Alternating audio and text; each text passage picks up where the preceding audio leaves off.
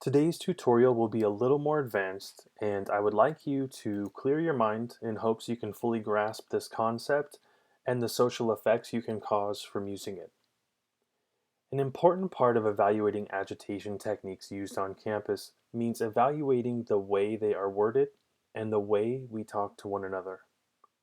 Remember, when you're dealing with someone whom is dedicated to public agitation, their real goal is to incite a crowd of people or get a desired reaction out of them. It's not necessarily to have a logical discussion about the topic at hand. Keeping this in mind, I would like you to view the student body the same way the agitators do, as an opportunity. Think of it as a highly reactive body of people whom will give off different reactions based on what you tell them or show them. Understand that you can somewhat control the way they feel about a subject, or simply by placing it in a different context, or wording your remarks in a certain way. As we evaluate agitation literature or remarks made on campus, before participating in any arguments or activities, I would like you to first review the subject, the structure, and wording of it. If there are multiple parties involved, I would like you to take note of each party and demographic and determine what context they're being referred to in. This will help you determine if the real purpose of this literature is to cause social agitation. Today, we will review how to refer to people in the context of color, how that changes the nature of the conversation, and the way it can leave people feeling about the discussion. Now, when we refer to a person or a group, there are different contexts we can use to refer to them. We can refer to them by their gender, we can refer to them by their class, their religion, their ethnic identity, sexual orientation, race, or we can refer to them by their color. Commonly, this will set the narrative and determine if the topic we are discussing is a matter of religion, is it a matter of gender, is it a matter of sexual orientation, or is this a matter of race and color? When we refer to people by their color, it's done on the basis of visual observation and means you're referring to a person or their group as white, black, brown, or yellow people. Pay close attention. When you refer to people in the context of color, you must remember that it has global reach. You're cutting across all boundaries, countries, cultures, and referring to an entire body of people, a chunk of the global population all at the same time. Because what you're saying is, hey, everyone who's this color, I'm talking about you. So when we put things in the context of color, we need to be mindful of how many people what we are saying will reflect on. This can also reflect or result in global slander. Notice that using the term brown people does not make a distinction of whom you're talking about. You're not saying, oh, I meant these people over here from this country, or that ethnic group of people from over there. Whatever you're talking about will automatically reflect on all brown people globally because they are visibly brown. We can all tell who is brown and who is not simply by looking at them. And in the back of everyone's minds, they'll remember the remarks they were told about brown people, whether it be from the school or by the media, every time they see or cross paths with a brown person in their day-to-day activities. I'm going to bring up the article from the Orlando shooting. There's actually a bunch of them out there, but I just want to point out a pattern here. The way this gentleman is referred to is not in the context of his color. Here we see him called an American-born man. And here we also see him called the gunman and then his individual name. So there's really no reference to the context of color here. Now, keeping the whole article the same, keeping all the verbiage and everything the same, you can completely change the way America would view this story. If you're the guy in the newsroom and you decided you wanted to be an agitator, all you would do is change the context and refer to this guy in the context of color. So instead of an American-born man, you would just say a brown man. And the story would then read, a brown man goes into a club and shoots everything up. Um, you can also change the narrative of this story simply by referring to the other people involved in different contexts. So if you wanted to make this only about gender, you would say a man entered the club killing other men. Now that would just seem like violence between men, so there's no real story there. You could sit this in the context of religion and say a man of this religion went in and killed a man of that religion. That would hit big in the religious community, and you would get a reaction publicly that way.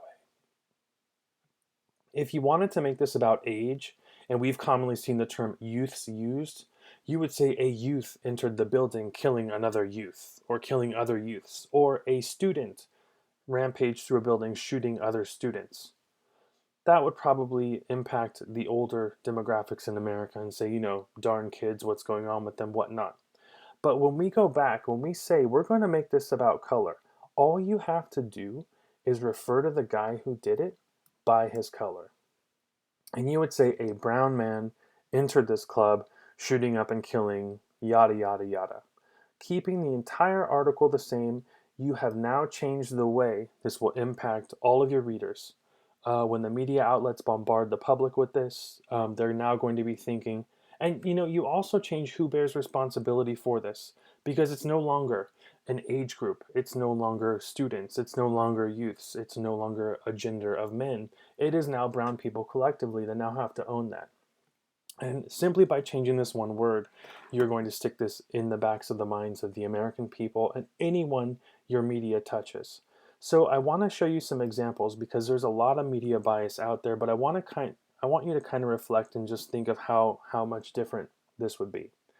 If the 9/11 bombers were referred to as brown people, if the Fort Hood shooter was referred to as a brown man, if the San Bernardino shooters were referred to as brown people, the UCLA shooter, if he was referred to as a brown man, the Orlando shooter, if he was called a brown man.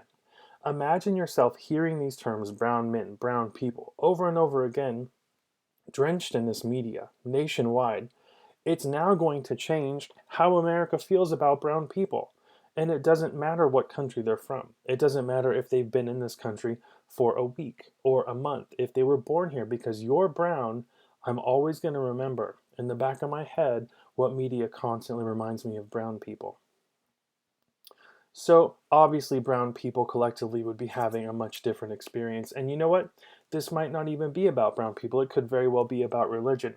But if you're in control of the media, if you're the one conditioning the population, if you want the population and your readers to feel a certain way about a certain group, you actually have that power simply by the context you're going to put your story in and how you're going to describe who the bad guy is.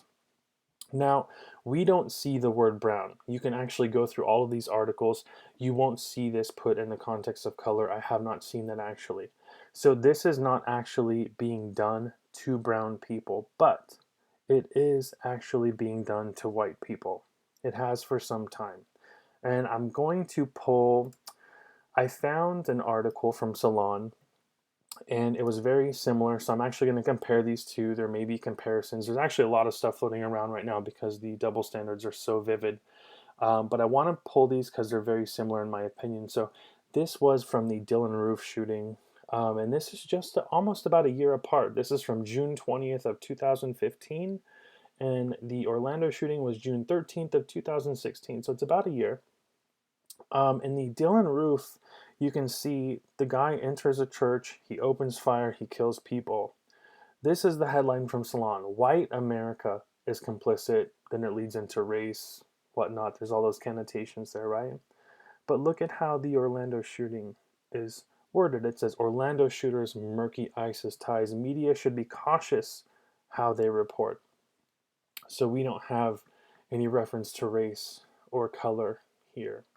I also pulled an article here, and again, the Florida shooter, we don't see references to his color or race. We're not really actually making his group own this activity, but Look at one of the Dylan Roof articles that we pulled. If you go in here and you enter the keyword of white and you hit it, look how many times this is packed into the articles. The search engine says 13 is what it counts, but this is common. Once you notice this pattern, and what you're doing and what media is doing is they're burning in white, white, white, or white people, white people, white people.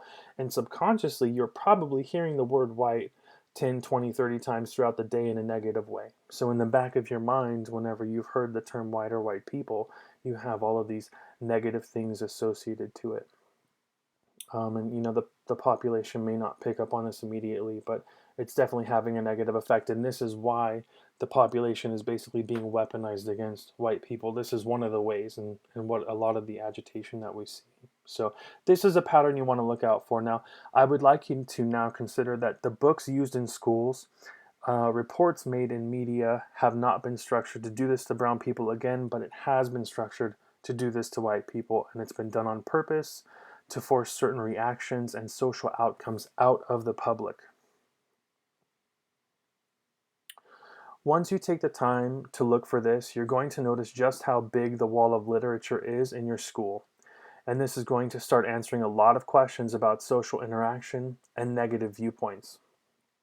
I would like you to pay attention to what percentage of the time you're being referred to as white by the media, teachers, or other students, instead of being referred to in other contexts, like why aren't you being called American anymore? You're simply being called white, or what is your other ethnic identifier? Are you Russian? Are you Swedish? Are you Slav? Are you Finn? Why aren't you called your identity? Why are you only called white? And what percentage of the time is it happening? I'm noticing it's happening to me about 100% of the time. After evaluating, I would also like to point out that for decades this has been a one-way street. It's often difficult to explain this to certain people because this was only a one-way in your schools. This is how they were taught to talk or to reference European populations. So instead of entering into these circular arguments of trying to persuade others why they should change the way that they address us or talk to us, I find it's much faster and simpler to refer back to them in the context of color. And once they're now the recipient of this, they can instantly take note of the effects, and you will reach an agreement or an understanding with them much faster. So I have a call for student action on this video. For the next month, every reference you make, paper you write, anytime you talk to someone else, you need to reference them in the context of color. Referring to people in the context of color is something which is already taught on school campuses. It's actually been done for a very long time and normalized, but it has not been made a two-way street yet. Instead of fighting with the professors about the negative social effects this has caused or will cause, you can very quickly neutralize them by using this technique back on them. This makes the social effects and how it changes the nature of the conversation more visible to the people that you're trying to explain this concept to. Also, I would like to encourage you to ask your professor why they are referring to you by your color and not everyone else. You're going to notice in one article, you can have 3 different parties. One of them will be referred to by their color. One will be referred to by their religious identity. One could be referred to by a random heritage. But you're going to notice this.